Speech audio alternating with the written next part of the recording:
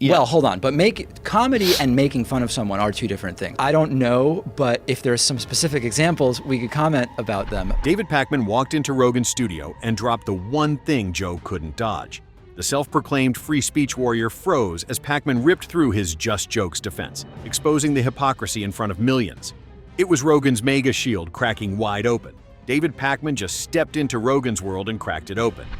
I don't know where this is going because I didn't know this was ever going to be a thing. I had never really considered that there was going to be some digital town square that we were all going to be enjoying, whether it's Twitter or YouTube or whatever it is. That might even need regulation. Yeah, that might even need regulation. Right in the middle of a discussion, Rogan admitted something you rarely hear from him.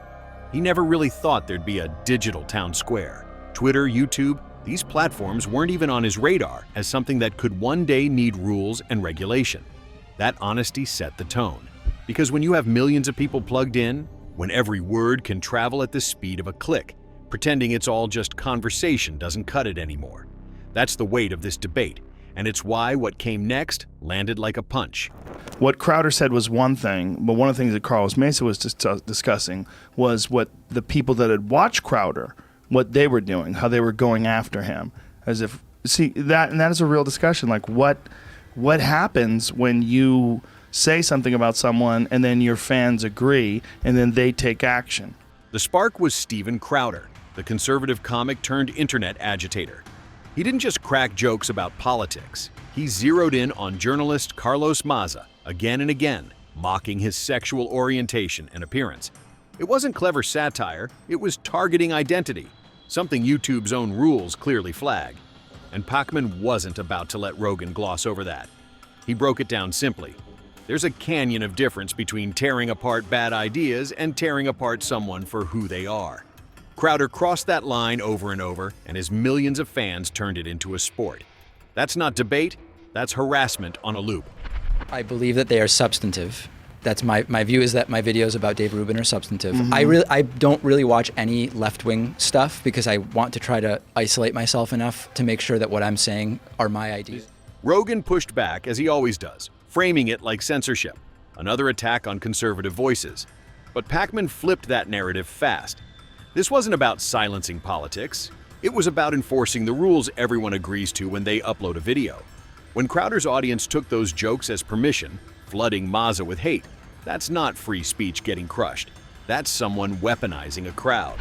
You know, he's a comedian. I mean, that's what Crowder's doing. And in his doing the thing about Mesa, he's mocking him for his appearance. But Carlos Mesa specifically encouraged people to throw milkshakes at people that disagree with him and to harass them publicly and humiliate them. Then came Rogan's favorite shield, comedy. His line? He's just a comedian. But that's where Pakman cornered him, because Rogan's selective with that defense. When it's a friend, suddenly comedy is sacred. When it's someone outside his circle, suddenly they're pandering, they're unfunny, they're political. Pakman's point cut through. Calling something comedy doesn't erase the damage. A punchline that leans on someone's identity isn't edgy, it's lazy, and worse, it gives permission. I think that there's more opportunity, as we're saying, to, Yeah. to disagree with people, more opportunity to argue. And in those more opportunities, you're seeing more conflict.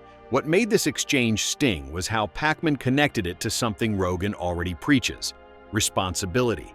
Rogan talks nonstop about taking care of your body, your diet, avoiding seed oils, lifting heavy, doing the work. But when it comes to what you feed millions of minds, suddenly responsibility's optional. That double standard is brutal, and Pakman made sure to press it. Words aren't neutral, not when they come from someone with a megaphone this big.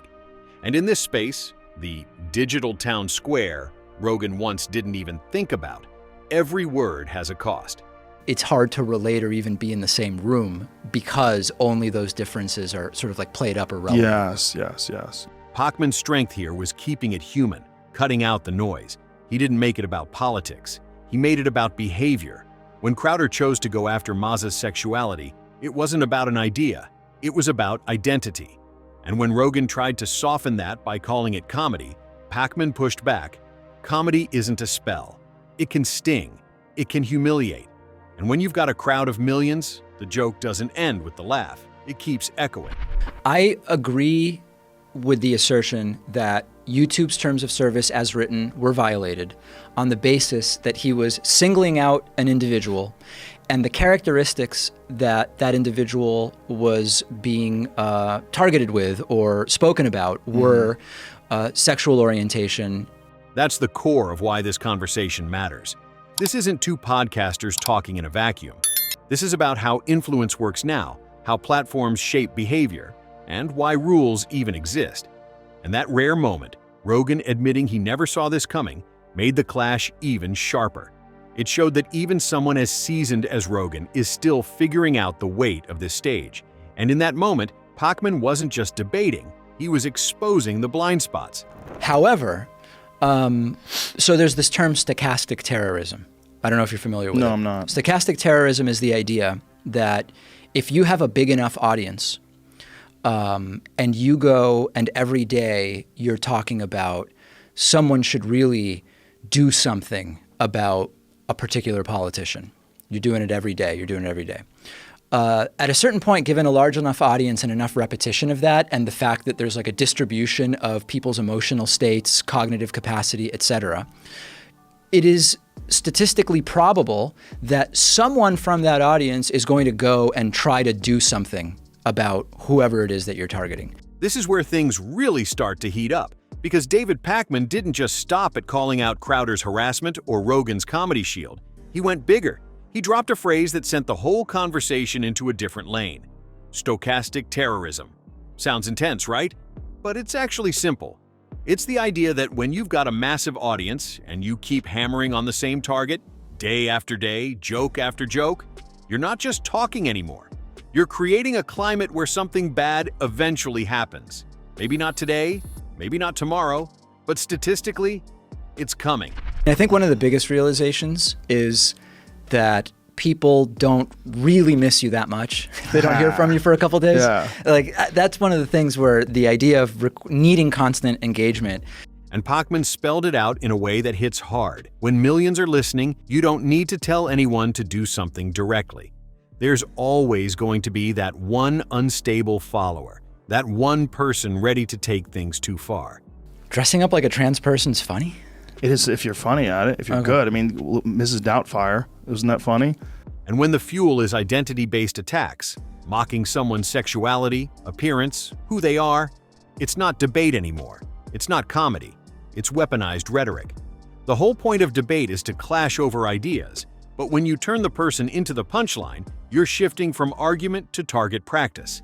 And Pakman made it clear, you might not get hauled into court for what that follower does, but morally, that's a different story. The mic might not pull the trigger, but it sure as hell loaded the chamber. How far do you think necessary. this is just a comedian thing goes? Because I hear that a lot in just excusing things that are said. Well, he's trying to do comedy, right? So he's trying to make fun. Is he? And this wasn't theoretical. The Crowder-Maza case was the perfect example. Maza didn't just wake up to some jokes. He woke up to a tidal wave. Thousands of messages, insults, and harassment came crashing in, all fueled by Crowder's comedy. That's what scale does. If one person mocks you, you shrug it off. When hundreds of thousands hear the same joke and decide to join in, it becomes a mob. And that mob doesn't care about nuance. They're there to dogpile.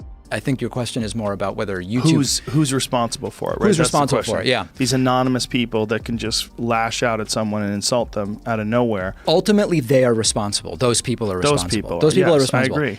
Now, here's where Rogan tried to make it murky. Are the fans to blame or the host? It sounds reasonable at first, but it misses the real point. The fans are individuals, sure, but they don't have the mic. They don't have the reach. Crowder did. Rogan has it too. And when you know you're speaking to millions, pretending you have no responsibility for how your words land is just weak. It's like tossing a match into dry grass and then saying, "Hey, I didn't start the fire. The wind did." When people do stuff like that, like it's a terrible way to communicate, because it's, first of all, you'd have to be a real asshole to say most of the things that people say about things when they're dunking on them in person. You have to be a bad person. Yeah. And let's talk about the platforms themselves, because they're not innocent bystanders here. Social media doesn't just amplify voices, it rewards outrage. Algorithms boost conflict. The more heated, the more personal, the more clicks it gets. That means the system loves a good fight, even if it's toxic. And creators know this. They've figured out that nothing brings in views like calling someone out, mocking their identity, turning them into a spectacle. The problem? Once that's normalized, you've essentially turned your fans into weapons. They're not just watching, they're participating. And nobody's wearing the badge of accountability. As long as you're not calling out for that act, how do we make this distinction that someone is encouraging that act or someone is at least inspiring that act? Their judgment calls. Pakman's other big swing? He called out the double standard that Rogan doesn't like to admit. Rogan's whole thing is being the middle guy, the reasonable one who's just curious. But watch closely and you see the pattern. When it's his friends, Crowder, comics he vibes with, he's quick to pull the comedy card. They're just trying to be funny. Sometimes jokes cross lines. That's the gig. But flip it to someone on the left, a late-night host taking shots at the right, and suddenly it's all, they're not funny, they're political, they're pandering. Pakman didn't let that slide.